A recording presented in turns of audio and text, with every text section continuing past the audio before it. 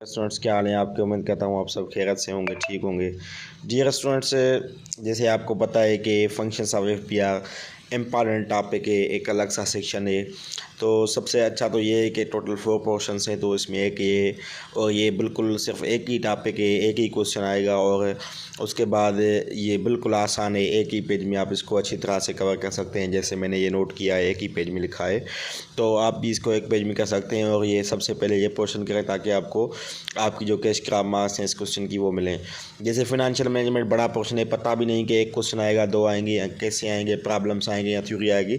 तो इसमें जो 20 मार्क्स हैं वो यानी 5 जितनी भी होंगी, तो वो आप पहले जो है वो सेट कर लें अपना, ये क्लियर कर लें पोर्शन। ये बिल्कुल शार्ट पोर्शन है और इसकी मार्क्स भी ज़्यादा होंगी आपके लिए। तो इसमें अगर फंक्शंस ऑफ एफबीआर पे क्वेश्चन आएगा तो आपको कैसे अटेम्प्ट करना है उसके लिए बता रहा हूँ। सबसे पहले आपको ब्रीफ इंट्रोडक्शन देना पड़ेगा। आप लिखेंगे कि एफबीआर जो है ये टैक्स कलेक्टिंग बॉडी है और ये इसका काम क्या होता है, फेडरल लेवल पे टैक्स को कलेक्ट करना, और ये मिनिस्ट्री ऑफ फॉरेन फिनांस के अंडर में आती है। As state tax payers through technology के थ्रू एफबीआर जो है वो टैक्स पेयर जो टैक्स अदा करते हैं उसकी हेल्प करता है। एफबीआर की हिस्ट्री के सीबीआर बना था पहले 1924 में। 1944 में ये फुल फ्लेज जो है वो मिनिस्ट्री ऑफ फिनांस के अंडर में आया था। 60 में ये अटैच डिपार्टमेंट बन गया। 61 में ये रेवेन्यू डिवीजन की स्टेटस इसकी रिस्टोर हो गई। 1995 में रेवेन्यू डिवीजन ख़त्म हो गई और ये मिनिस्ट्री ऑफ फिनांस के अंडर में आ गया। 2007 में इसको एफबीआर का नाम दिया गया, सीबीआर को एफबीआर एक्ट भी आया था 2007 में, तो फिर ये एफबीआर बन गया। अब आते हैं एफबीआर के फंक्शंस पे। तो पहली हेडिंग आप इंट्रोडक्शन देंगे ब्रीफ, दूसरी में हिस्ट्री बताएंगे कैसे एफबीआर बना है, थर्ड में फंक्शंस बताएंगे और इम्पॉर्टेंट जो चीज़ें वो फंक्शंस हैं तो इसको आप बाकायदा डिटेल में डिस्कस करेंगे। पहले तो आप ये लिखेंगे जो फंक्शंस हैं एफबीआर के, ये सेक्शन नंबर 4 में जो 2007 एफबीआर एक्ट है उसमें डिफाइन किए गए हैं। फिर आप एक एक फंक्शन को डिस्कस करेंगे। जैसे पहला फंक्शन है कि but implement tax administration reforms. पहली बात तो टैक्स कौन से होते हैं, कौन से टैक्स लाज होते हैं, उसकी जो एडमिनिस्ट्रेशन है उसके रिफॉर्म्स उसमें आना, ठीक है ना, रिफॉर्म्स लाना। सेकंड फंक्शन होता है promote voluntary tax compliances. Third होता है to adopt the modern effective tax administration.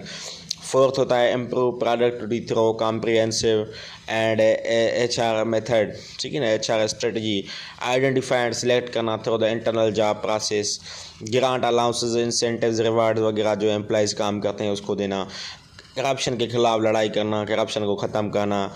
और जो भी मौजूदा पोस्टर्स हैं, जॉब्स हैं, उसकी डिस्क्रिप्शन देना, उस पोस्टर्स को क्रिएट करना, रीडिज़ाइन करना, ये सारा काम एफबीआर का होता है। तो इन्वेस्टिगेट टैक्स फ्रॉड, कौन टैक्स फ्रॉड कर रहे हैं, टैक्स नहीं दे रहे हैं, उसको इन्वेस्टिगेट करना। Maintain the system of accountability का जो सिस्टम है, परफॉर्मेंस की अकाउंटेबिलिटी है कि कौन परफॉर्म कर रहा है नहीं कर रहा, उसके उसको मेंटेन करना। उसके लिए एक जो है वो चीज़ बनाई गई है IPMU, वो उसके हवाले से काम कर रहा है।